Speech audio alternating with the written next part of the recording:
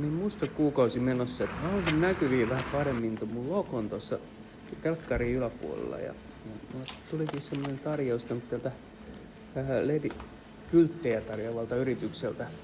Jokin muutamaan 100 euroa, mutta mä juttelin mun sähkömiehen kanssa sen asennuksesta ja sitten se vinkkasi, että halvemmalla voisi saada, jos laittaisi jonkun elementin taakse, niin loistaa valoa. Mä olin sattunut ostaa justiin niin tällaisia 7 euro LED-nauhoja tuolta Piltemasta. Nämä on varmaan halvimpia mahdollisia ja aika harvassa näitä LEDejä, mutta tää on aika joustavaa, niin mä 2 tämmöstä käytin ja laitoin tuohon mun logon taakse vähän niin kuin loistamaan. Ja sitten vihreähän on Lance Brandsin väri, ja vihreällä tietysti. Pitäis katsoa, että miltä se näyttäisi niin kuin ulkopuolelta. Okei, no ei se nyt hirveän hyvin näy. Mites valkoisena?